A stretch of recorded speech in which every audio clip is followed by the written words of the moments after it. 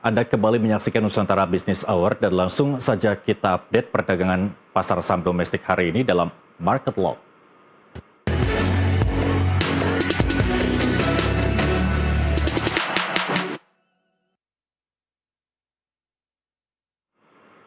Indeks harga saham gabungan IHSG menutup sesi pertama di zona merah pada hari ini, Kamis 23 April 2026. IHSG ditutup turun 95,64 poin atau terdepresiasi 1,27% ke level 7.445.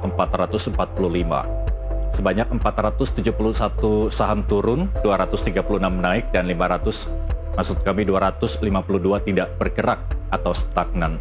Nilai transaksi mencapai 11,67 triliun rupiah, melibatkan 31,09 miliar saham dalam 1,88 juta kali transaksi. Adapun kapitalisasi pasar turun menjadi 13.269 triliun rupiah. Adapun saham-saham konglomerasi bisnis Prayogo Pangestu tercatat ambruk berjamaah pada perdagangan hari ini. Saham brand dan DSSA yang terdampak pengumuman MSCI terbaru masih menjadi beban utama IHSG.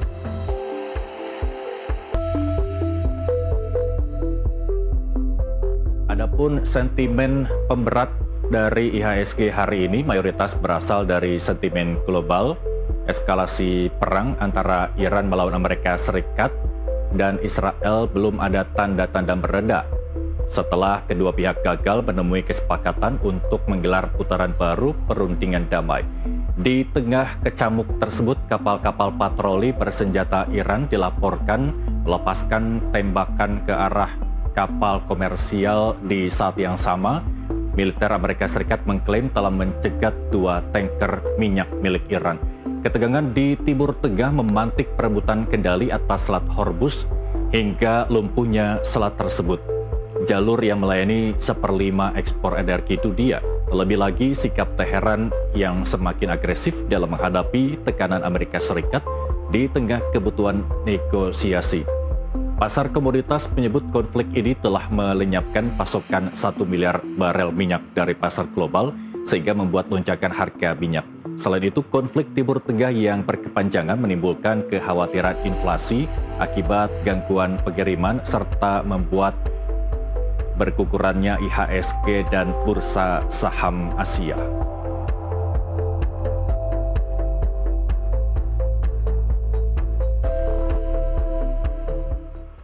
Dan untuk mengulas pergerakan IHSG hari ini, kita akan membahasnya bersama Yekti Dewanti, Head of Investment and Research PT BNI Asset Management.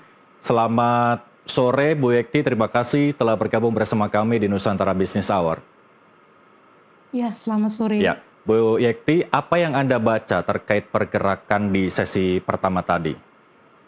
Iya, kalau melihat pergerakan pasar memang setelah sempat ya mengalami rebound ya dari level terendahnya di 6.900, kemudian kan ini market di bulan April ini udah mulai rebound 7.600. Memang 1-2 hari ini terlihat ada koreksi.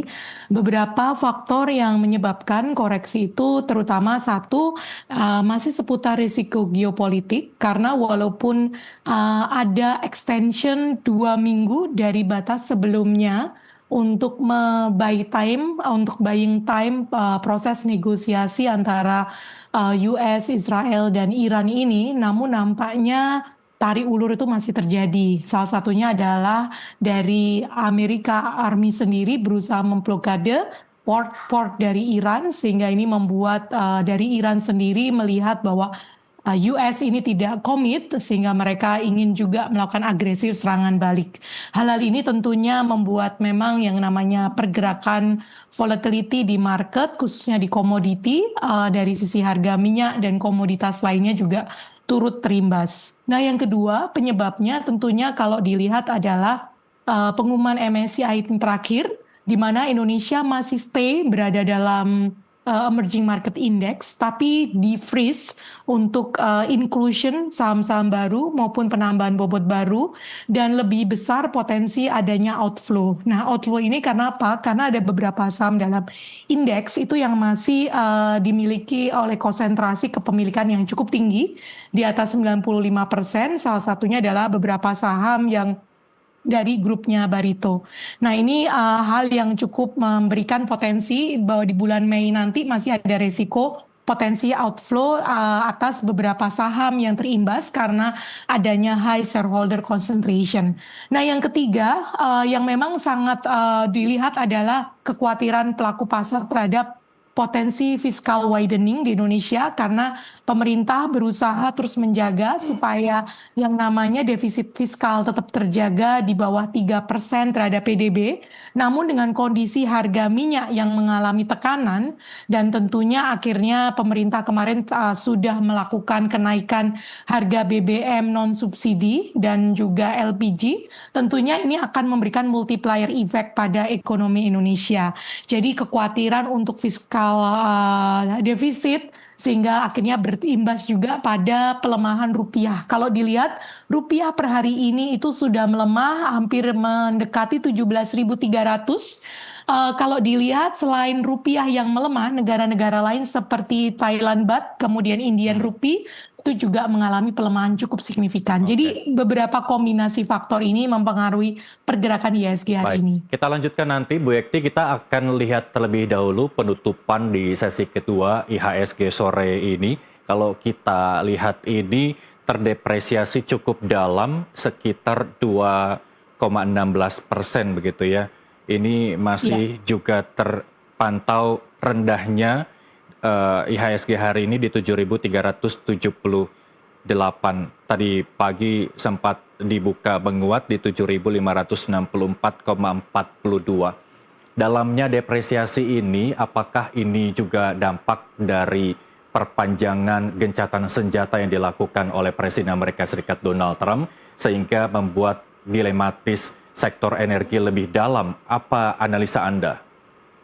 Iya, untuk perkembangan dengan pelemahan rupiah sebenarnya sejalan dengan pelemahan dari mata uang negara lainnya.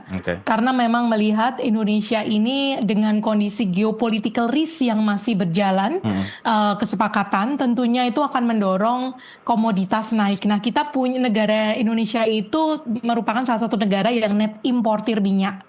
Walaupun on the position Indonesia sendiri masih punya kekuatan komoditas seperti batu bara, gas dan lain-lain yang tentunya itu bisa menjadi reducing the risk, kondisi risk yang sekarang saat ini terjadi. Tapi tentunya itu tetap memberikan sentimen bahwa ada potensi widening fiscal risk.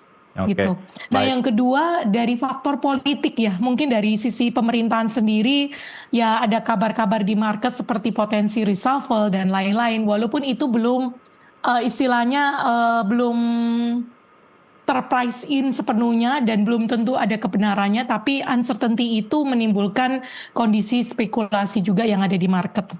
Kalau kita komparasi antara sentimen di dalam negeri dengan sentimen luar, apa yang paling menyebabkan IHSG ini terlalu dalam depresiasinya? Dan kemudian menurut pandangan Anda, bagaimana kemudian besok pembukaannya? Apakah mulai ada rebound atau justru stagnan dan tidak ada kabar menggembirakan untuk esok hari? Iya, kalau kami melihat kombinasi dua faktor antara faktor global atau eksternal, risiko eksternal dengan faktor domestik ya, kombinasi tadi potensi fiskal defisit, kemudian juga MSCI yang potensi masih ada outflow di bulan Mei. Kedua faktor itulah yang menjadi kombinasi dengan kita melihat bobotnya yang seimbang sehingga menyebabkan pergerakan IHSG maupun rupiah yang mengalami pelemahan. Bagaimana dengan esok hari, kami melihat bahwa kondisi uncertainty ini masih tinggi sifatnya. Karena pertama, kalau risiko geopolitikal ya akan ada selalu proses tarik ulur. Tapi walaupun akan ada satu kesepakatan yang terjadi, yang jelas terjadi adalah adanya global supply disruption, baik di komoditas, kemudian di oil, dan bahkan supply disruption di sisi makanan. Karena transportasi pengiriman bahan baku, dan itu kita lakukan background channel check sudah mulai terimbas melimpas di sektor real, khususnya di produsen-produsen atau manufacturing gitu. Jadi kita melihat kondisi pergerakannya masih sangat mix gitu. Nah yang kedua, dengan kondisi potensi MSCI yang masih akan menurunkan bobot, bahkan mengeluarkan beberapa nama saham yang punya high shareholder concentration, tentunya akan ada potensi outflow di atas 1,5 billion in US dollar di bulan Mei, sehingga kita melihat market cenderung sideways. Oke, baik. Terima kasih Bu Yekti Dewanti telah bergabung bersama kami di Nusantara Business Hour. Kita lihat besok pergerakan IHSG bersama ya. Kita bertemu di lain kesempatan. Terima kasih dan sampai jumpa. Dan pemirsa, Nusantara Business Hour akan kembali dengan segmen Zona Cuan usai jeda berikut. Tetaplah bersama kami.